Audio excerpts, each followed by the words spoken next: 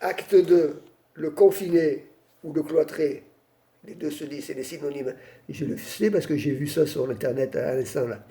Voilà, parce que j'ai préparé ma petite vidéo. Alors j'ai commencé par déjà bonjour à tous. J'espère que vous allez bien vous emmerder comme moi. Voilà. Donc regardez ce livre. Il est beau, hein? C'est ma fille qui me l'a acheté. C'est un livre, mais il n'y a rien dedans.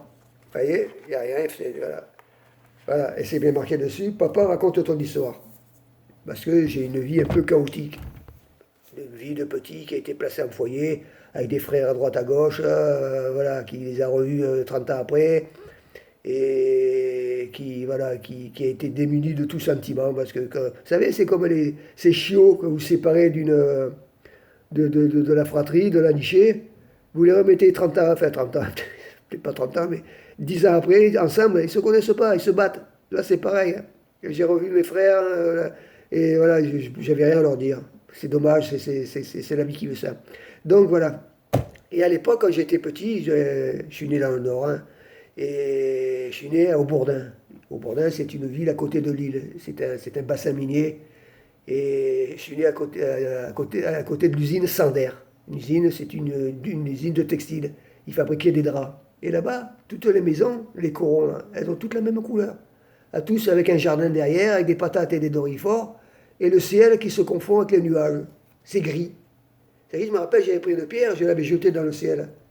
Et j'avais transpercé les nuages. La pierre, je ne la voyais plus. En fait, maintenant que je me souviens, c'était pas les nuages, c'était le brouillard. Il y a que sur le brouillard et le ciel, ça se confondait.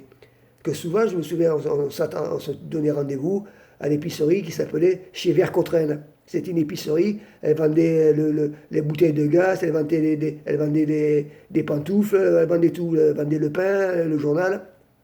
Et on se donnait rendez-vous là.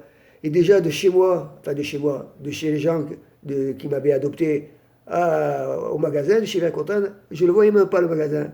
Et mes copains, quand ils arrivaient, ils sortaient du nuage, ou du brouillard. Voilà. Et une autre petite histoire aussi. Il y avait l'usine. L'usine, il n'y avait que des malheureux, des gens qui venaient de travailler pour rien du tout. Mais voilà, il ne fallait pas faire le difficile à l'époque, il fallait travailler. C'était juste après la guerre. Et voilà, les gens, et puis c'était pas des fainéants, c'était tous des belles personnes.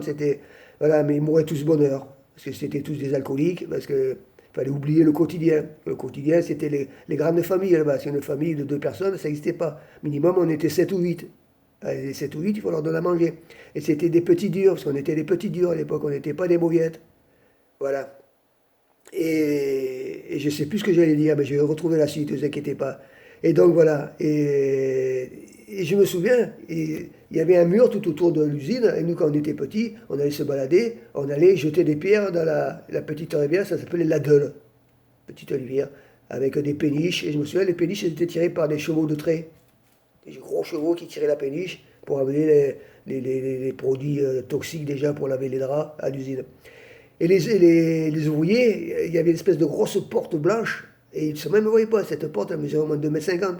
Ils avaient creusé un trou, et puis c'est de là que le deal se passait. Et un jour, mon copain Jean-Marc Desconinck, c'était un fils d'ouvrier, mais lui, il travaillait à la savonnerie au Bourdin. Son père, c'était un communiste, il s'était présenté au municipal pour devenir maire. À ma sortie, il n'est pas passé, mais bon. Et je me souviens, déjà à l'époque, j'étais déjà un petit loulou. Et c'était moi le chef de la bande. Et l'ouvrier me disait: Oh petit, viens voir, va me chercher un litre de vin.